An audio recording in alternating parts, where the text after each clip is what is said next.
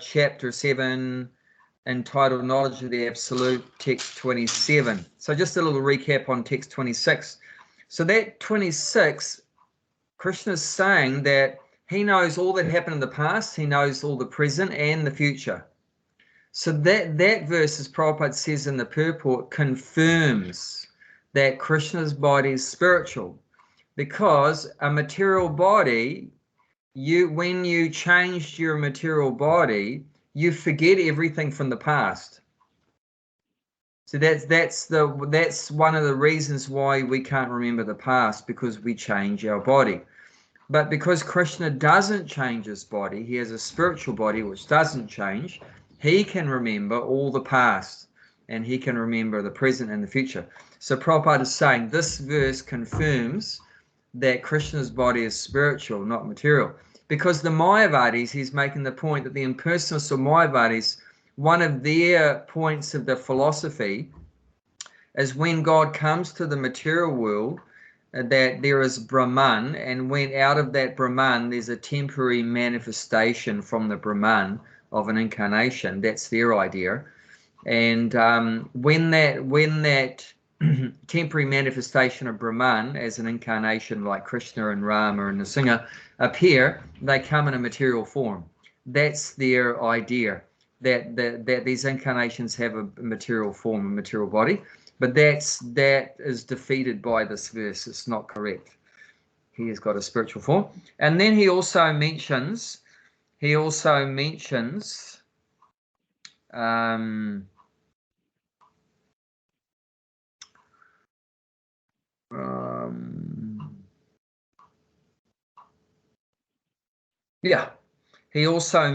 the second part of the purport that just like, a good example is, just like the sun cannot be covered by a cloud, right? So in the same way, Krishna is not covered by Maya. So we are covered by Maya. Why? Because we're very small and we have a material body. So we can be covered by ignorance. We can be covered by ignorance. But Krishna can't, because Krishna is greater than Maya. So Prabhupada uses that example, just like the cloud can't cover the sun. But what's covered by the cloud is our eyes. Because our eyes are so small, so they can be covered by a 50-kilometer cloud. But, the sun, which is millions of miles wide, can't be covered by a 50-kilometer cloud. So that's another good example Prabhupada gives. Okay. Do you want to say anything about that, Gulshan? No, that's fine. All good. Okay. So, text 27. Yep. We can read the Sanskrit. Yep. Icha dvesa samutena. Icha dvesha samustena. Dvandva mohena bharata. Dvanda mohane bharata. Sarva bhutani samoham. Sarva bhutani sammoham. Sarge yanti parantapa. Sarge yanti paramtapa. Okay, would you like to read that English? Yeah. O son of Bharata, O conqueror of the foe, all living entity are born into delusion, bewildered by duality arisen from the desire and the hate. Just one little point. It's not son of Bharata, it's Sion. He's the son of Sion. Sorry, yes. Yeah, Arjuna is the you could say he's the son of Indra. The son of Indra, or also Pandu. But Sion means like a branch. It's a horticultural term. That's why I know it.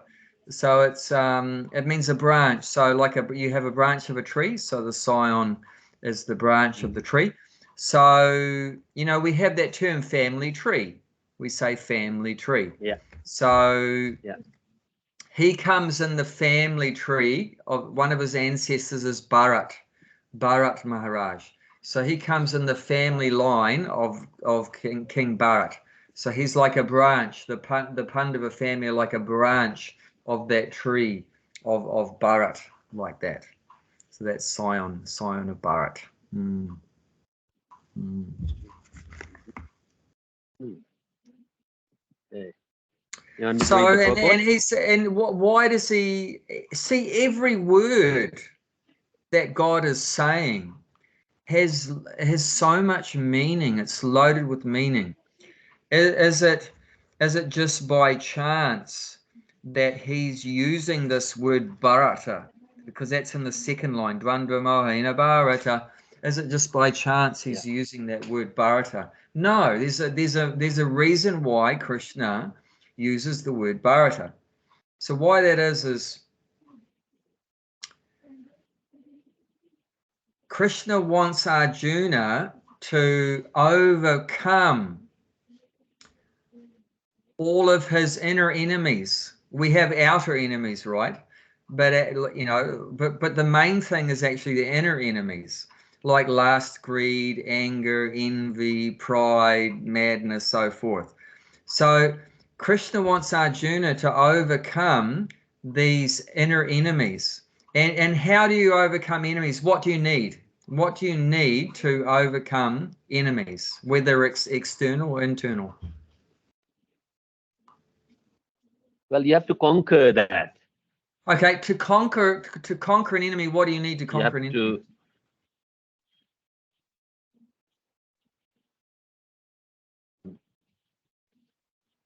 You have to, well, conquer is like different, like, conquer any fort or any territory, then you have to need that power. Power. But this Okay, one, good. No, conquer you said that. it. You said it. Yeah. So you need power. You need strength to overpower an enemy, right? So Krishna is saying that you come from in the lineage, in the line from this powerful King Bharata. He was like the emperor of the world, and you're like got his blood in you. You have his bloodline. We called it a bloodline, right? So his blood is in you. You have some of his powerful energy in you. So you should overcome your enemies. In this case, he's talking about ignorance and illusion. You should overpower these enemies of illusion, delusion, mohena. So moha. And then he says samoha. So the words twice in this verse, moha and samoha. Samoha means is more higher degree than moha. Moha means illusion, and samoha means like complete illusion. So in the material world, the soul is completely an illusion. Moha is an idiot, and samoha is a complete idiot. So yeah, we're complete idiots. Anyone that takes birth here is a complete idiot, because we left Krishna. We were envious of Krishna. We wanted to be Krishna. So that's just stupidity. That's maha mudha, a great fool. We're not just a mudha, we're a maha mudha or samoha. We are king of that. So but Krishna comes in a line of great devotees. His ancestors were great, powerful devotees, both powerful kings and also like sages. They're like we call Raja Rishi. So they're not just a Raja king, but they're also a Rishi. They're like a sage, Raja Rishi. So, so Krishna's encouraging Arjuna. Look, Arjuna, you have a great family line, of great kings, powerful kings, and great devotees of the Lord that were able to overcome all kinds of illusion and all the materialistic desires and everything. So that's in you, so come on, get it together, overpower these enemies. So that's why he's using the term Bharat here. It's so nice, and I've heard Prabhupada talk about that in one of the classes. That's why I know. So yeah, every word that Krishna uses is there for a reason. Very nice, very nice. So yeah, that's why the Indian Prime Minister changing the name of India as a Bharat. Wherever he go in the G20, in the nameplate front of that, it doesn't say India, it's a Bharat, and then he's thinking that to introduce to the world. India is given by Britishers. Yeah. We know where the India come from. Name India. Yeah. It's come from indigenous. We are the native people of India. Indigenous. That's come that India. That's where the Britishers gave that. So, and, but actually Hindu, it's Bharat. and the word Hindu was given by the Muslims. So yeah, it's all been changed. Oh, it's from the river, from the Sindhu River. This part of the river will be that. On the Afghanistan side, the Muslims on the Afghanistan side, they call the people on the other side of the Sindhu River the Hindus because they can't pronounce S. Yeah. When they pronounce S, it becomes an H. Is that right? Hindu is not a religion. It's like a Vaishnava. Hindu is not a religion. No, it's the original say that the Hindu religion culture is Sanatan Dharma or Vana Ashram Dharma. Yeah, Sanatan. Yeah. Vana Ashram Dharma or Sanatan Dharma. Yeah, that's the real thing. So yeah, all the outsiders have been altering things. So yeah, Arjuna. Yeah, definitely. He's saying that. Look, you have a great ancestor, a powerful ancestor, and also you're a great fighter, because he said conqueror of foe. So that's why he's used the other term, parantapa, the last word in the verse, parantapa, conqueror of enemies. So he said, Arjuna, come on, you're good at conquering enemies, so you've got to conquer your inner enemies too. You've got to conquer illusion. You've got to conquer this. Oops, phone's ringing. Giant T, hang on a minute. It's okay. You can go. It's okay. It's okay. Giant T. Oi, Giant T.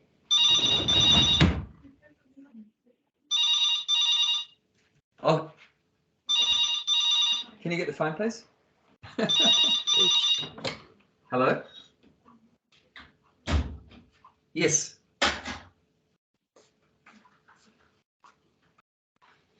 Oh, yes. Yes. Oh, so sorry. Yeah, we'd just love to visit you. I bumped into a lovely guy, Nirvan, in the nursery in Kirikiri, and he was praising your beautiful gardens. So, yeah, we'd love to visit you. Yeah, that's fine.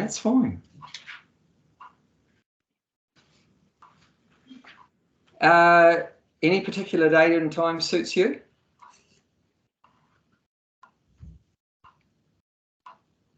How are you doing, Mataji? Saturday, sure. How about Actually, I 1 minute. in the I'll stop mid-afternoon? recording How does for that 1 suit minute. you?